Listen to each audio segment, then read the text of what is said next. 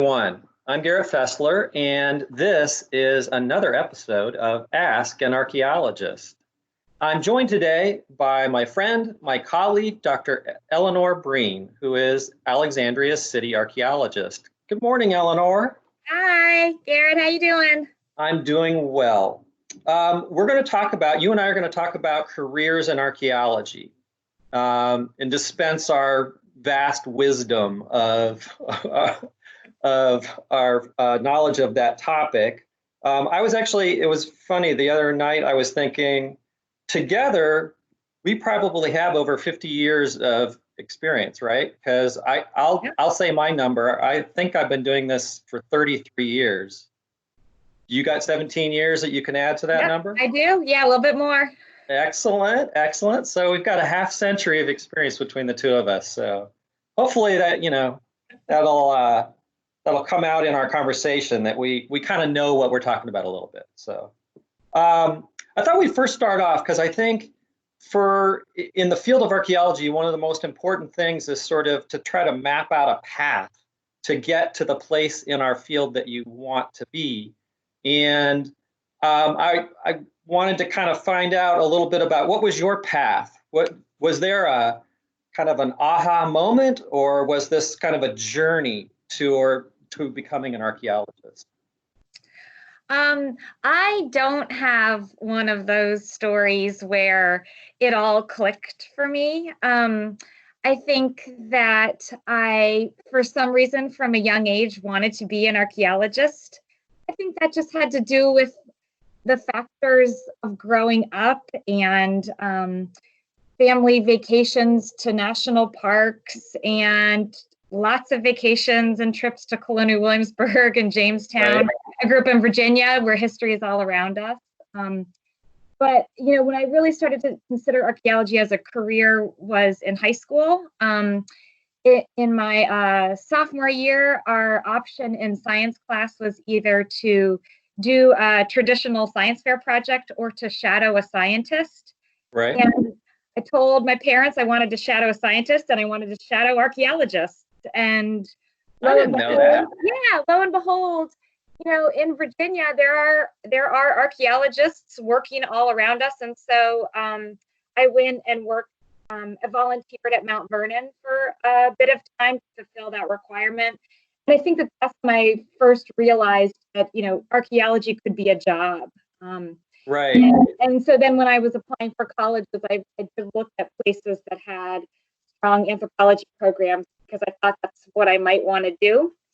And I went to William and Mary, where it's actually pretty easy to become an archaeologist, or at least there's a lot of experiences and opportunities to explore that as a career. So, right. And then from there, just sort of the experiences built towards an eventual career. So that's kind of my origin story. So who did you first tag along with at Mount Vernon? With Dennis Pogue and Esther White. Oh, that's awesome. Yeah, and I helped them do some survey before there was an installation of a new fence line. So we were looking in holes before fences were put in to make sure nothing was disturbed and things were recorded. So yeah, I remember that very well. Cool. Well, I can say my origin is also a journey. There wasn't one kind of a lightning strike of realization. So I think I was always interested in American history, and I think that was born because when I was in third grade, my parents sold our house and we packed up our belongings and traveled around the country for a year in our tent trailer. We pulled a tent trailer behind our car, and we saw 45 states, and we would go to every historic site when we were passing through.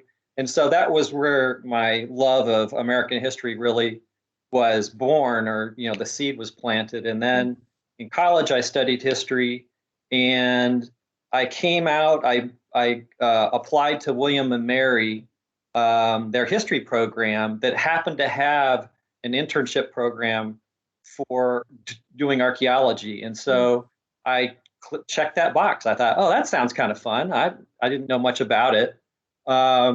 And I took a field school at at Colonial Williamsburg, Mhm. and that really kind of got the ball rolling. And I'd say there was kind of an aha moment. It was during that field school, we took a field trip to go visit Flower Dew 100 Plantation, which was where Jim Dietz was working.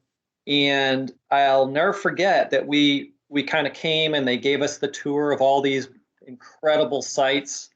And we had lunch there and we were sitting at a picnic table, and Jim Dietz, I mean, this rock star, we just finished reading Small Things Forgotten, and it was this book that was life changing practically. And he came over with a watermelon and cracked it open and gave us pieces of watermelon, and then just chatted with us about, Yeah. of all things, he chatted with us about chamber pots.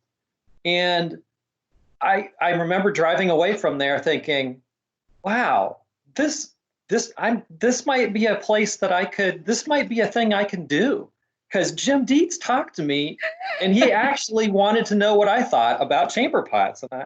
So whether he did or not, I'm not sure, but he sure was a good salesperson for the field. And I kind of, at that point forward, I thought, this may be the right thing for me to do. So I never heard that watermelon anecdote before.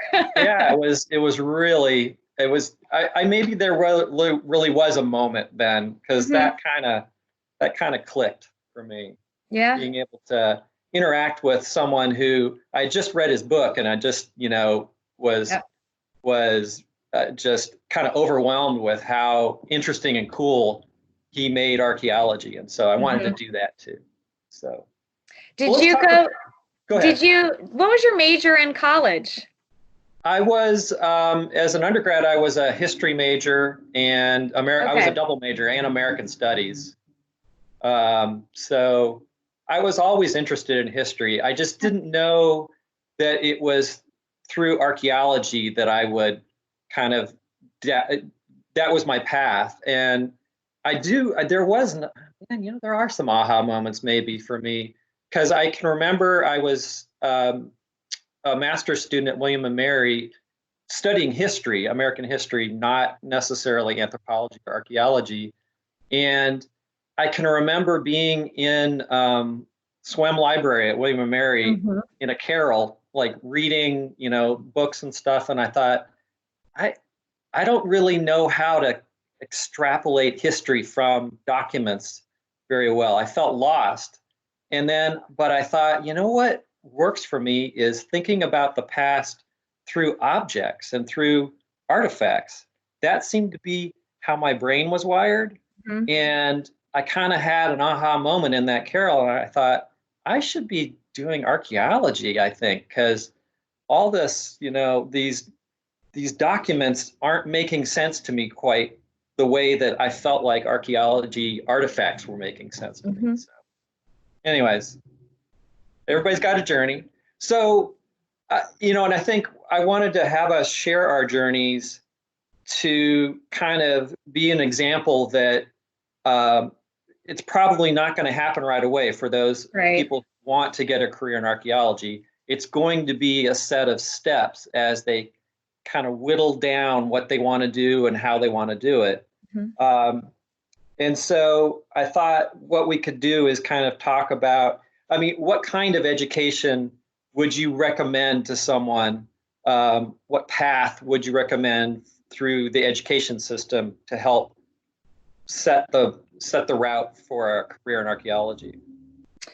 Well, for me, I started as an anthropology major at William and Mary, and I had a geology minor, which I think has been pretty helpful as I've moved forward in my career. And then I took a little bit of time off and then pursued a master's degree in anthropology from the University of Massachusetts in Boston, which was great for me because that's the terminal MA program. And I really wanted to get my master's degree and work in the field of archaeology. I was ready to do sort of archaeological field work full time and wanted to do that at a little bit of a higher level, a little bit of a more supervisory level with the master's degree. Right. And then I took more time off and worked, and then eventually went back and got my PhD at the University of Tennessee in Knoxville. And I realized today, I'd never sort of quantified it before, but I had 10 years from between receiving my master's degree to receiving my PhD, and they were from different schools. So I took the low and steady route. Oh, me too. Me too. And worked and, kind of was off and on student. So that worked for me. I have a lot of people that ask, should I go right back to school? Should I take time off? And I think it really depends on your goal. At the time, I wasn't ready to go back into a full-time PhD program because I wanted to sort of gain more experience working in the field and doing research and that kind of thing before, going back and hitting the books, Right. Yeah, I also took the long route, and I think I always would encourage people to not rush into graduate school without beginning to kind of think about where they want to go. Because I would hate to see people sort of spend the time and the effort and the money to get an advanced degree, but not really know why in some ways. And so I always encourage people to try to think through a path that graduate school is going to help you build on, rather than just a degree that you can say, I got my MA or my PhD. So, and I agree with you. And I'm not sure what the answer is, but I would always encourage folks who are starting out to try to get as much field work, as much hands-on experience as possible.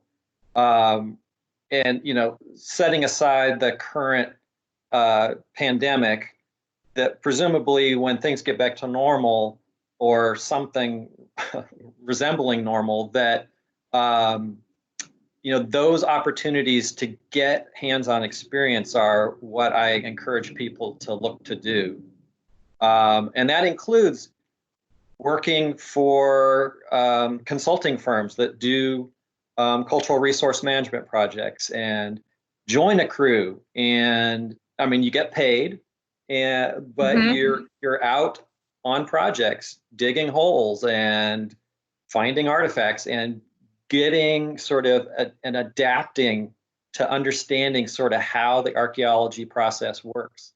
And it's not something that you can read in a book, right? Right. It's really something that you have to do over and over again, and to really bake it in as kind of to really understand the archaeology process. At least that's my feeling on it. Yep, and build those shovel muscles. Yeah. And but don't you think, Garrett, that even before sort of working in cultural resource management or as a field crew, it's that field school experience that you really look for on someone's resume? Or Absolutely, you're right. I mean, that's got to be the first major step.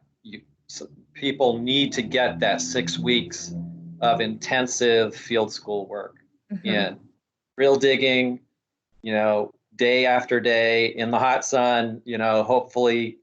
So you really get that full experience of what it is to be doing archaeology in the field. One day visiting a site and helping out isn't going to do it. You have to kind of be in there for the long haul. Wouldn't you agree? I mean, yeah, absolutely. I think both of our field schools were in Colonial Williamsburg, and experiencing field conditions in the Tidewater was a formative experience. And also, working under graduate TAs and project directors on one small test unit, but seeing how that test unit fit within the broader research design and research process, and learning how archaeologists problem solve in the field and make determinations about what they're finding and how they're interpreting the past is really, getting that field school on your resume is really kind of the beginning of a career in archaeology. I agree. I agree. And when I was listening to you, I think that the process of becoming an archaeologist is really about over time beginning to understand how to think like an archaeologist, Mhm. to just like you said, problem solve and think critically about what you're seeing in the ground and how it connects with the people that left those artifacts or dug that hole in the past. And um, that really is, I think, a, a certain way of thinking, right? It's a special way of thinking about how to understand the past. And it's something, again, I don't think you can really, certainly reading about archaeology is absolutely crucial and understanding the theory behind it and Right. things like that. But for truly becoming an archaeologist, I think you have to get out there and dig and get dirty. So so that would be one of our crucial pieces of advice is Yep. get yourself in a position to do a field school or to work in the field so that you can get dirt under your fingernails. So do you think that that so if someone goes to a field school, what's the next step after the field school? Or what are some of the options that people could follow? I think there's a whole range of options depending on where you are in life and where you are in school.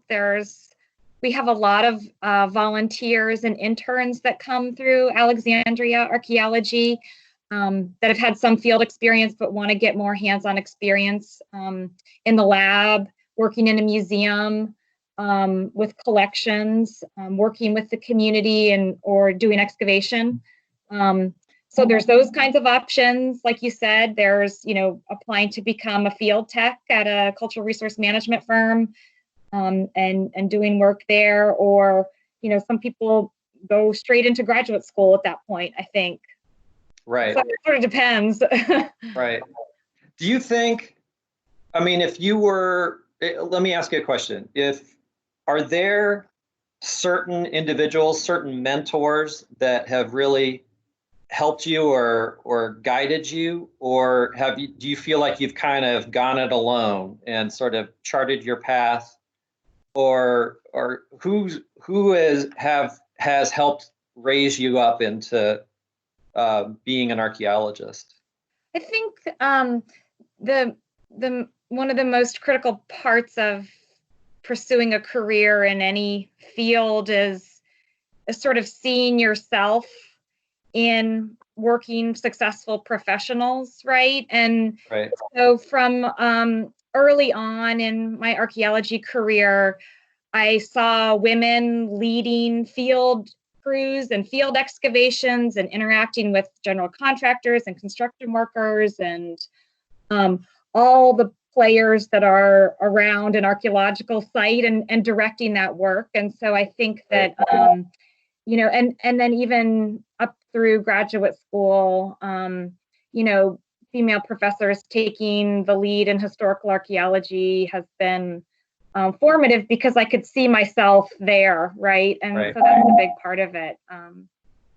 So I know Jim Dietz is one of your sort of Yeah, and I guiding. think I think just feeling like there were people that that along the path there have always been people who have seemed to express encouragement, and so that was really important in a quiet way to know that some of these archaeologists that I was fortunate enough to kind of interact with or cross paths with, almost everyone, in fact, everyone was encouraging.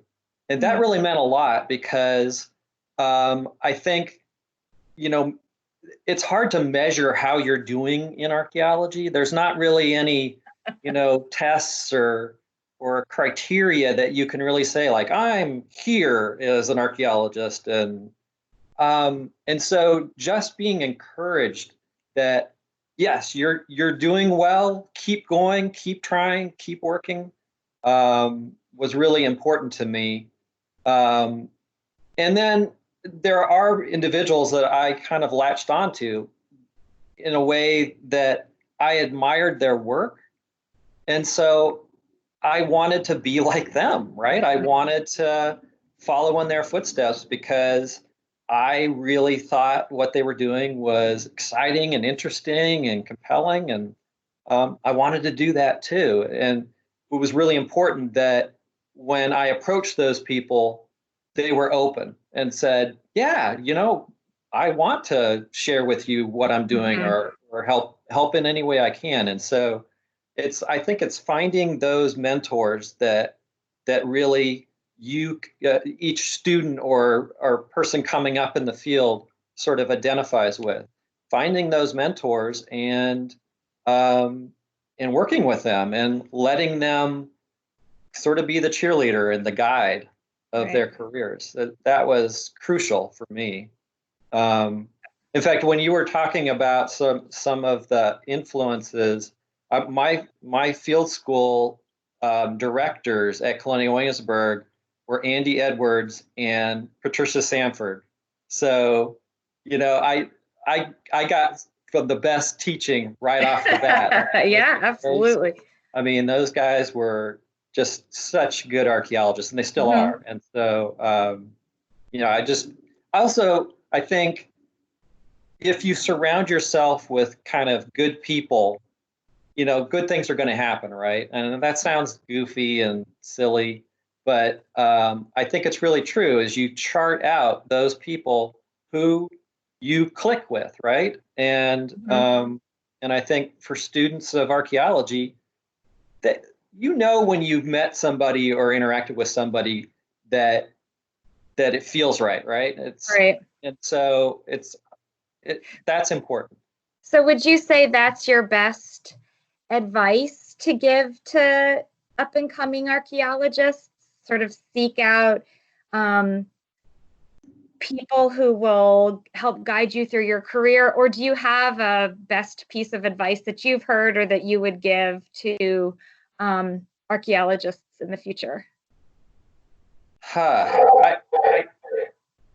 I think I would say that it I think each human being, we each know when we feel comfortable in whatever environment we're in. And so I would encourage people, and this sounds so hippy dippy, but encourage people to find those places in the field of archaeology that make them feel good and that they feel passionate about. I think for me, um, I feel so fortunate that I really love what I do, and I know many Hmm. people say that, but I'm also one of them that's saying I really enjoy what I do. I think about it all the time.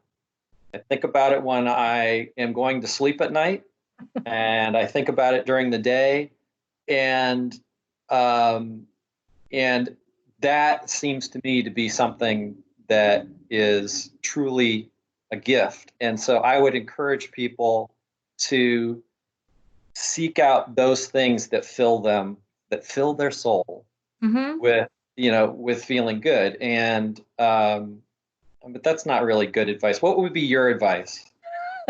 Help me out here. Um, I don't know. I think that is good advice because careers are long and Yeah, you want to be as engaged and inspired as you were when you first entered the profession, even in a small way. So I think your advice is great. I heard once that an archaeologist told me that they've never not had a job in archaeology, which I think is very straightforward and practical and something I latched onto right. because to me it was a senior person in the field saying that archaeology is a viable career option just like any other career option out there, and that if you work hard and develop your resume and network and and write and research, that, archaeology is a career. And I think that that's become increasingly so, in the past decades. And I appreciated that solid practical advice. Right, right. But also, I agree with what you said as well. So. Yeah, and I think your use of the term network, I mean, it really is important, not in a sort of a way to make contacts, right, and to become, to get your foot in the door. I think it's important to actually reach out to people that you're interested in, and that are doing the things that you'd like to do. And that can be scary, and it can be, it's intimidating to, approach someone like a Jim Dietz and say, I really, like what you're doing, and kind of opening yourself up is important. So that kind of networking, getting sort of connected with different people that can nurture and kind of give you a helping hand if you need it, is an important thing. So, and those are mentors and friends, and it's all connected. I guess the advice would be a good person, and good people will come to you. We probably should wrap this up. So, is there any final words of wisdom that we can dispense to the world about careers in archaeology? That's a tough question, isn't it? I'll take it down a notch and just say that Alexandria Archaeology, we do a lot with interns and volunteers and young emerging professionals. And if you're interested and want to know more, please reach out to us, Garrett or I or other archaeologists that are on staff. We would love, we love to hear from people, and we will do all we can to help in your career. If there's a way that we can help, we'll try to do it, right? Yeah. So, all right. Well, this has been a wonderful conversation. Thank you for joining us. Thank you for doing Ask an Archaeologist, Garrett. It's awesome. I'm having fun. I know. So next week, we're going to be back, and I think our topic is going to be how to think like an archaeologist. So it's going to be a good one. Good luck. So we'll see everybody next week. And until then, everybody stay safe.